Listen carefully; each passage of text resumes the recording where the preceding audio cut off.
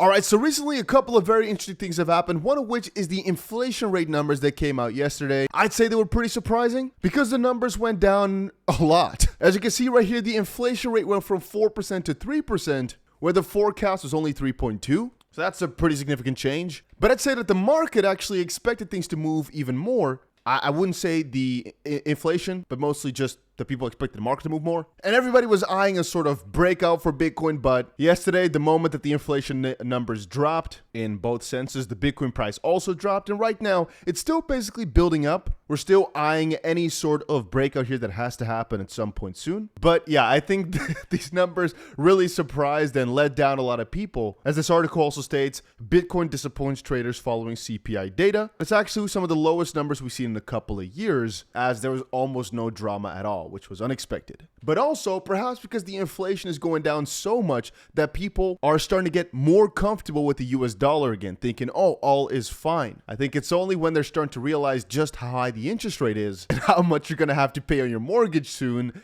that people start to realize not all is fine. It's just a little number here. It doesn't accurately reflect everything. And I'd say it's also reflected upon this number right here. Yesterday, people were so excited, right? Fear and greed index was in massive greed at 64. But then once the numbers drop, boom, back to 57. And as you can see right now, we're at a little bit of a negative status, 1.80% down on Bitcoin or so. Not too beautiful, but not too bad. What was interesting as well, and perhaps this caused some confusion in the market, is that the Department of Justice moved a significant amount of Bitcoin, I believe like 9,800 or so, $305 million they moved, just like they did all the way back in March.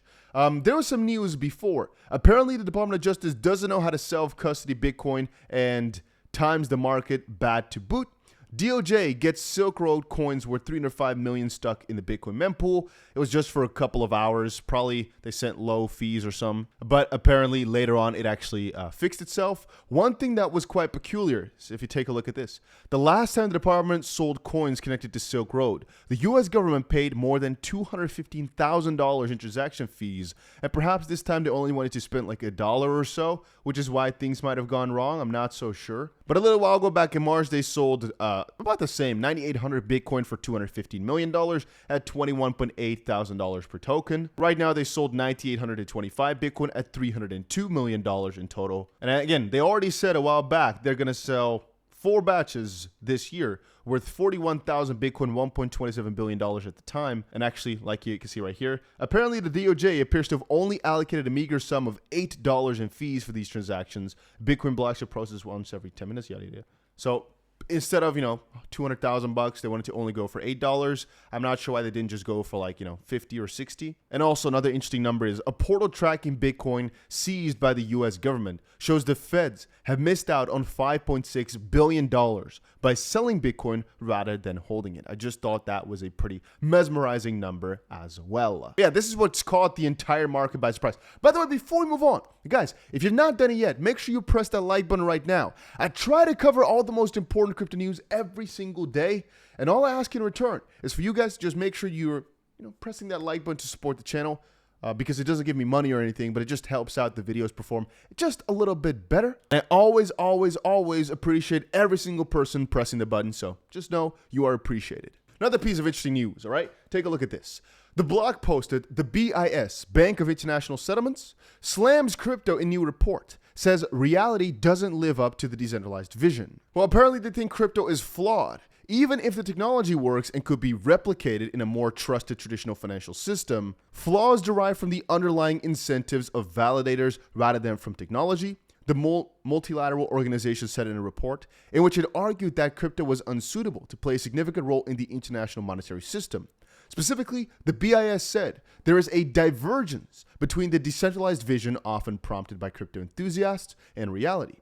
It used the 2022 implosion of FTX, here we go again, as an example. This sector operates under the banner of decentralization, but in practice, new centralized intermediaries have played a key role in channeling funds into the crypto universe and intermediating within it, the bank said. It said that innovations the industry has developed, such as programmability, composability, and the automation of financial transactions, can be replicated or embedded in the safer and more trusted traditional financial system. And they basically also called DeFi risky, which is apparently following their own thoughts, unsuitable to play a constructive role in the monetary system. And said as well, tokenization of claims on real-world assets is one way traditional finance and crypto could work together. It added that this could result in growth for crypto itself as new money gets channeled into such tokenized assets. So that is something they are pretty excited about. Apparently, as that grows, the tokenization of real-world assets, this crypto space could also significantly or substantially increase. However, they did warn that crypto's growing interconnectedness with traditional finance and the real economy may also pose a threat to monetary sovereignty, which is true. We said it before, big money, right? The big money like the ones with BlackRock and everything, they make and break your industry. The good part is a lot of money is coming in, a lot of attention is being brought up, and it legitimizes the industry. The bad part is they're going to manipulate the crap out of it, and it's going to thin that line between what crypto is really built for and, just institutions coming in and basically making it the same as like the stock realm or the traditional foreign exchange realm. There's also been some speculation recently. This was interesting to me. All right. I must at the middle of the point say, right, at first I had a really big narrative to push here with the BIS. I had some really tough words. And Ivan on Tech also said, the final boss is upon us. We successfully summoned BlackRock to this raid. It's time to drink the strength potions and enter the chamber, because all of a sudden some interesting report came out, right? But I mean, they're being, I think, as far as I understand, not purely negative and saying, oh, this crypto won't survive. Yada, yada. No, but they're literally stating, hey, these big institutions are coming in. They're basically going to wreck your industry, which from a certain perspective is quite true. And there are a lot of aspects of crypto which will survive, like the tokenization of assets is going to be huge. And so I'd say, yeah, nice that they shared their vision. I appreciate it, and I'll learn from it. Don't take everything as a negative thing, right? It's good that they share their thoughts. All right, so as I said, a speculatory piece that's come out. I think it was interesting.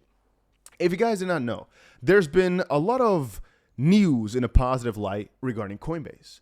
CBOE reached a surveillance agreement with Coinbase for the spot Bitcoin ETFs, and all the major parties like BlackRock, etc., they all chose Coinbase because, well, apparently it had to be specified by the SEC, and they all chose Coinbase, which was pretty exciting.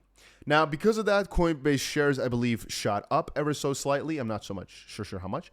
And Brian Armstrong, of course, sold more stock, which is not surprising because he's been doing that all the time. But apparently also Cathie Woods from ARK Invest, who were buying a lot of Coinbase at the dip, have also apparently recently here been selling their stock. And other executives have been selling their stock over the last week. Is this just because the price went up that a lot of people are doing that? Is it because they know something in the SEC case? Is it because they know something else? Why exactly are these guys doing that? Is it because they're trading it, basically? It's been catching people's eye that maybe perhaps is just because of the announcement and they're reaping some benefits before things come down, or it's because they know something else that we do not in terms of the insides or some SEC-related stuff. Because, of course, the SEC and Coinbase are talking in a way that we're not seeing completely, right? But again, I just think maybe it has to do with the fact that the price went up and they're quickly taking some profit because they had some short-term trades, or the executives because they're taking profit every single week, like Brian Armstrong. And anyway, something else that was quite cool is apparently the Google Play Store now allows users to earn crypto assets in apps and games, which is pretty huge because, Google and Apple have been really, really annoying when it comes to everything crypto related. But I think slowly but surely, as these guys like BlackRock so validate our space and it becomes more clear that this is here to stay, they'll also be opening up more. But of course, they have to be careful with scams, which I appreciate. But they'll most likely be opening up more and more and more as time progresses because, as I said, the industry keeps getting more and more validation that it's here to stay. And as the rules get clearer, not yet, but as they do, I think this will also become a lot more streamlined and easy to work with. Anyway, that was it for this video. Hopefully you guys all enjoyed it. Make sure, guys, that you put that notification bell on for in case something crazy happens, you want to be notified, like I always say. And that's about it.